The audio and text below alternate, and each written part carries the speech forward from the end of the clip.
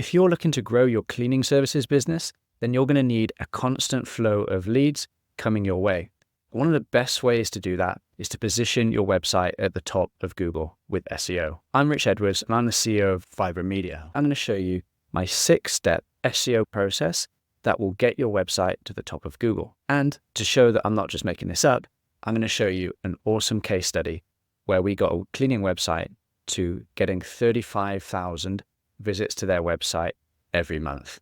Just stick around to the end and I'll show you exactly how we've done it. So here's the example website that we've got, where you can see we started working with this client and the traffic went from absolutely nothing all the way up now to about 35,000 traffic per month. And you can see the traffic value on that is $144,000 per month. So this is obviously just an estimate of how much it would cost you to actually buy that traffic from Google. But you can see either way, they have got an amazing return from working with us. So let's dive into the 6-step process for ranking in Google. Before we get started, let's just cover what is SEO. So SEO is getting your website to the top of Google, search engine optimization. And for cleaning businesses, it offers a huge opportunity. Why? Because there are thousands of people out there in your local area that are searching for cleaners online. They're searching for cleaning services Miami, cleaning services Florida, whatever it is. So all you have to do is get in front of them and then they're going to give you a call. These types of customers tend to be the best type of customers because they're what we call high intent customers. They've already decided that they need a cleaning service. They're just looking to pick the right one. So all you need to do is have your offering as the best one in your local market. So I'm going to run through this 6-step process. And if you at any point think that you'd rather let the experts handle it, then feel free to reach out to us and book a free consultation. I'll jump on a call and I'll run through your strategy and how we might be able to help you. Now, let's get started. So the first thing you need to do in the SEO process is we need to do some keyword research. That is, we find out the keywords that people are commonly searching in Google that we want to try and optimize our website for. So let's dive in and take a look at a tool called Ahrefs. Ahrefs is a software that allows us to see lots of information on Google. And what we can do here is go to their Keywords Explorer, the Matching Terms tab, and we can type in a few different keywords. So we've got cleaners, cleaning service, house cleaning, maid service, so common things that we know people are likely to be searching for. And then it gives us a whole list of keywords that contain these types of keywords. And we can go through and find the ones that are relevant to us. For example, if you're in New York City, you can see that maid service New York City gets 5,800 searches per month. So that's a huge amount.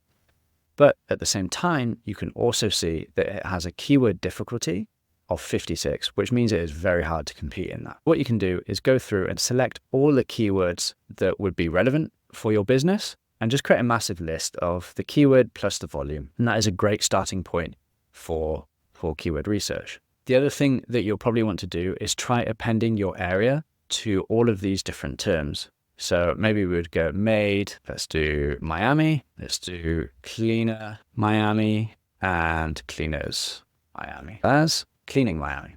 Those would probably be the keywords that we would search for if we were looking to optimize for a business that was based in Miami. So if we just click search and we'll see what it comes up with. So you can see here, we've got cleaning services Miami, 1.5, carpet cleaning Miami, air ducts cleaning Miami, window cleaning Miami. So you see all of the different keywords that people are searching to do with your types of cleaning services in that area and their search volume. So how many people are searching that per month. So far, quite simple, right? The next thing we need to do is look at our competitors that are ranking for the terms that we're interested in ranking for. I've got this as an example. NYC Cleaning Service. It has 1.4 thousand searches per month. And we can see that it is very hard to rank for. It's got a keyword difficult rating of 62. And when we go down, we can see that there are some very big websites ranking for this term. So we've got Maid Marines, that's got a DR score of 48. For those that don't know, DR is a score from 1 to 100, with 1 being kind of the most powerful type of website and 0 being a website that, has just been made and has no authority in the eyes of Google. That would be quite hard to compete with. We've got another one here that's again quite hard, and we've got a few DR30s, which is a little bit more achievable, but it will take a fair bit of effort to get our DR and our company up to that level. So one thing I always like to do is check the areas of a business that is not just, say, the statewide or the citywide term. What sub areas within that city do you operate in?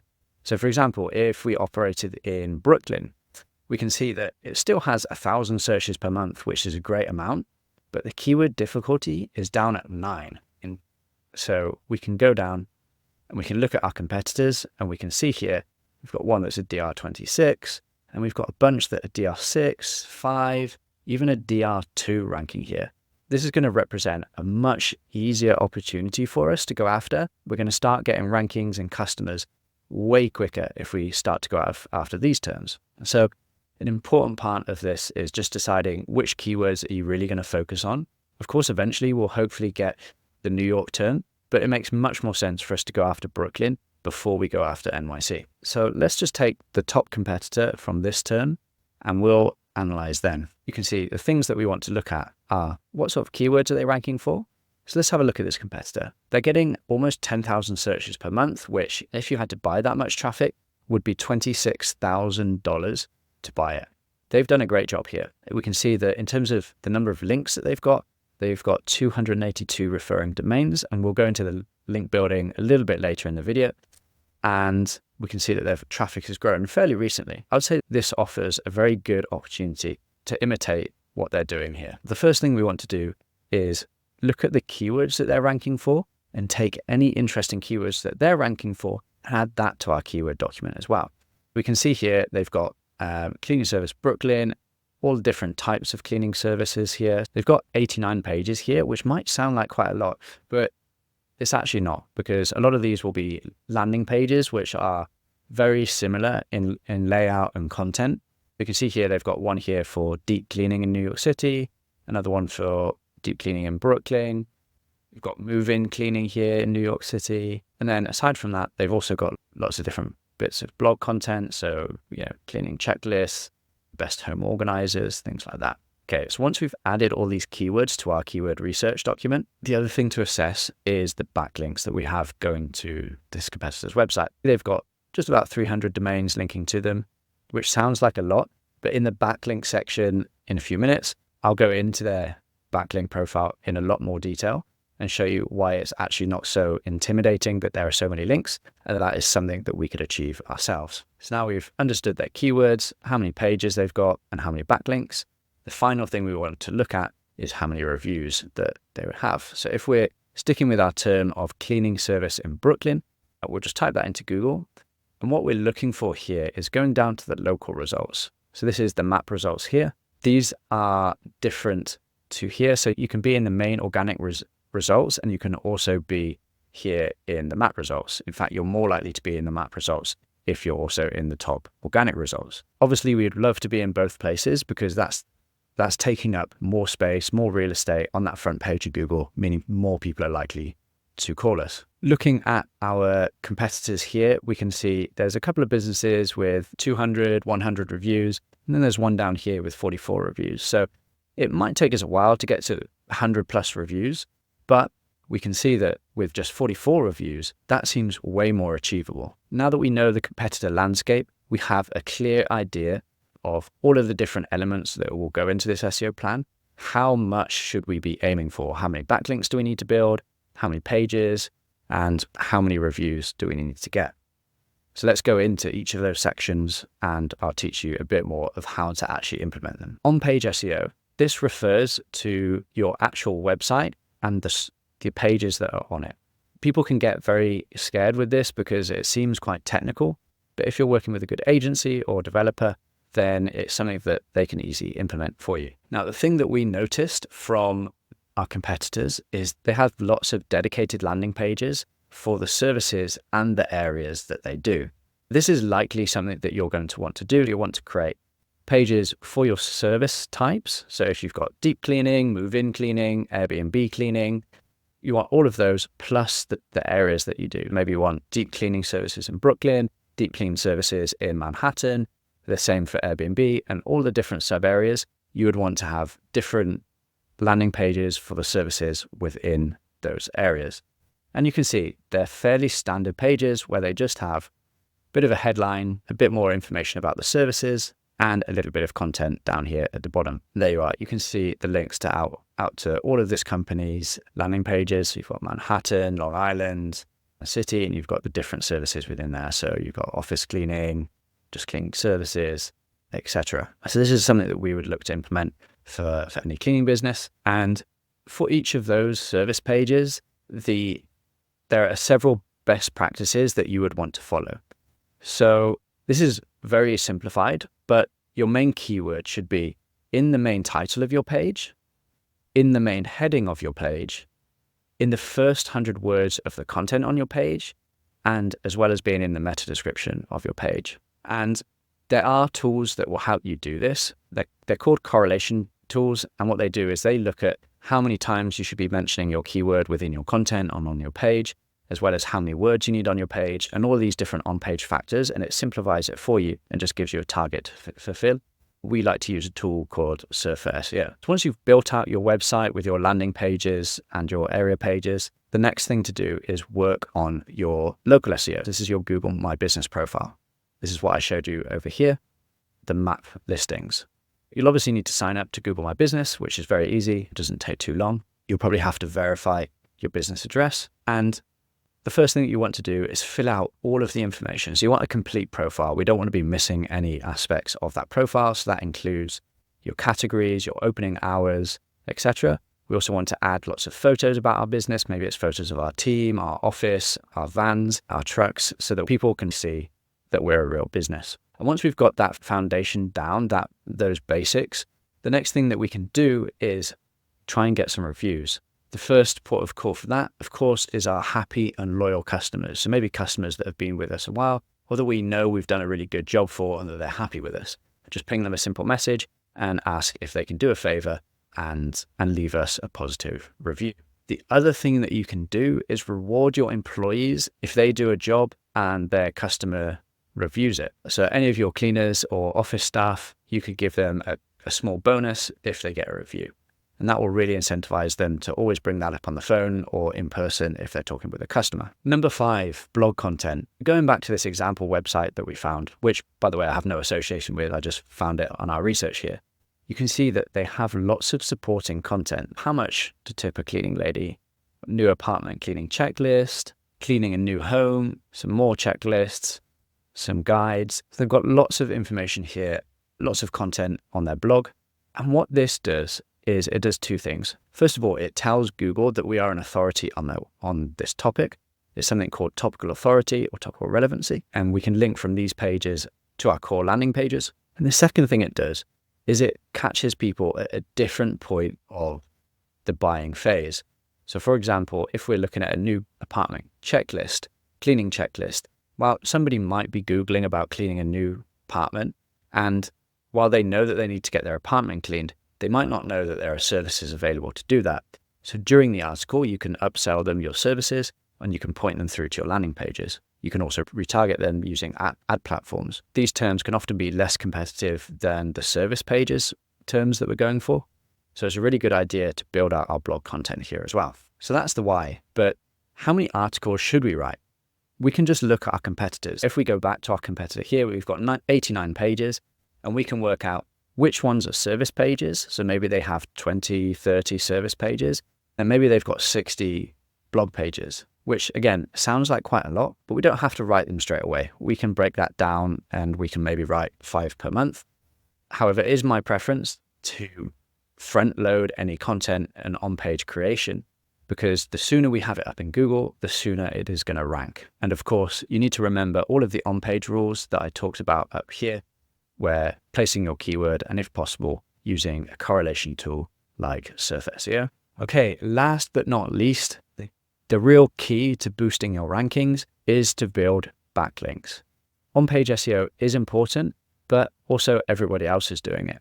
The thing that will really drive you above your competitors is if you're able to get links from other websites. For those that don't know, a backlink is a link from another website to your website, and it is one of the main ranking factors that Google uses to determine your position in the search results. Now, this is where people usually have the most questions. They want to know how many links should they build, what types of links, how do they build them. So don't worry, we're going to go into that now. The first thing I'll do is run you through the different types of links. We can see here something that I posted on LinkedIn, which is called the link building pyramid. And it shows you roughly what we need to be doing in terms of link building. At the bottom here, we've got the foundational links. These are links that any business should have. We can see that those are directory citations and social media profiles. For social media profiles, you'll obviously want to just create your Facebook, Instagram, Reddit, all of the different platforms that you can think of, and have a link in that profile back to your profile. And that just shows Google, yeah, we're a real business. Next is directory citation. These are things like Yelp, Yellow Pages, as well as any niche relevant directory sites.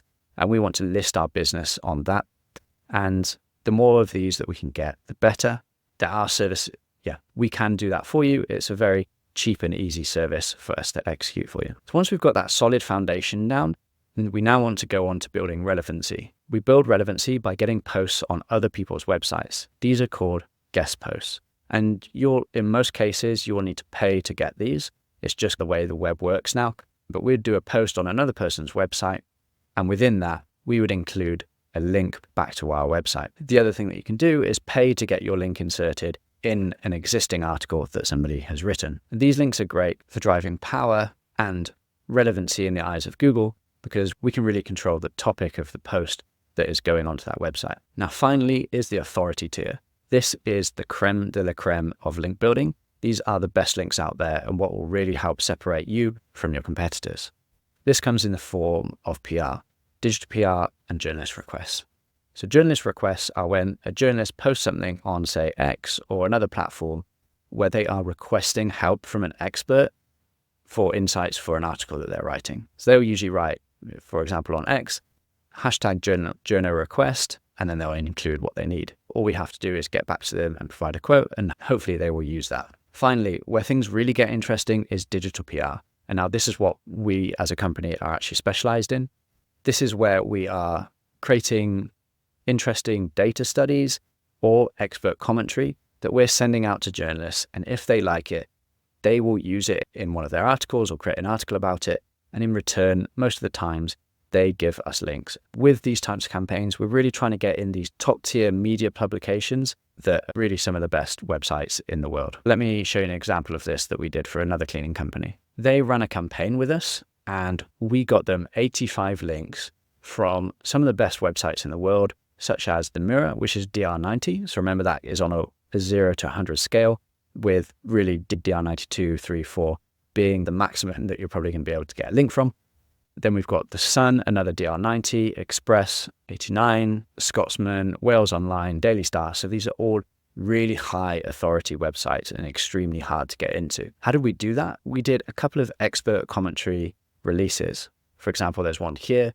If there's mold on your water bottle, basically a cleaning expert gave tips about what will happen and how to wash your water bottle frequently. So it's very simple, but it is a topic that journalists find very interesting and then they know their readers will be clicking on, which ultimately is why they write these articles. Then next, we debunked some fads that were going on TikTok and we gave our cleaning expert an alternative view on those.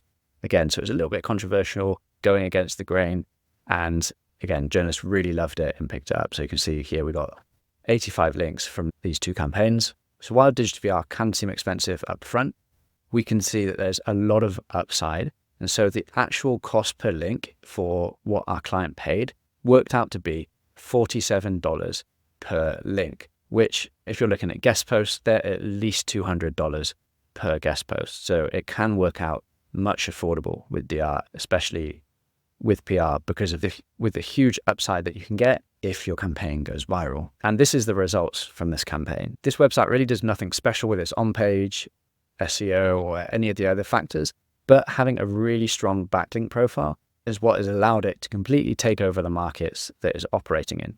So you can see here just how much traffic they're getting.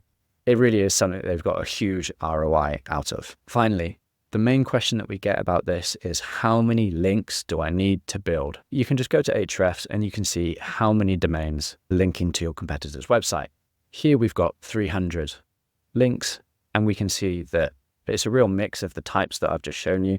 We've got some guest posts here, as well as lots of directory websites. We can see here they're in the yellow pages. And it does also look like that they've done some press campaigns as well. There's a few like really high DR websites that might have come from press. And so all we would do would be to understand, okay, how many of each DR and each type of link are linking to this website, and we would look to replicate that plus go a little bit further in order to beat them. For example, maybe we need, from that analysis, we know, okay, we need 150 directory links, we need 50 PR links, and then we need another 50 guest post links, something like that. So it's all very achievable. And if that seems complicated to you, we're more than happy to do a free link audit for you. So we'll do all of that analysis work for you. It's what we do day in, day out. We've got a very clear process and our team are experts in it. And yeah, no obligation, free audit. We would be happy to help with that. Just click on the link below and book a call with me. So there you have it. That is the 6-step SEO process that we use with any of our clients. The thing to know is it is a long-term process. All of this backlink creation and on-page SEO, all this blog creation, it does take time. And just because you do it doesn't mean that Google notices it straight away. So it can take several months of hard work just to get all the work done, and maybe a few more months for Google to properly go crawl through your website and for those results to kick in. But the thing that is key and that separates the winners from the losers is consistent effort towards their SEO. If you do that, it will pay off. As you've seen, there are some websites out there that are doing extremely well just off SEO, and you'll get this constant source of leads coming through to your business, which will really transform your business. My main tip, if you're going this alone and doing it yourself, is to develop a clear plan of action that you can hold yourself accountable to. So that is, how many posts are you going to write each month? How many links are you going to build each month? How many reviews are you and your team going to try and get each month? And with that, that'll give you some clear targets to work towards. So you now have everything that you need to know. If you want to do it yourself, that's absolutely fine. But if you want the experts to handle it for you, just book a call on the link below, and I'm more than happy to chat through on how we might be able to work together. Okay, thank you. Have a great day.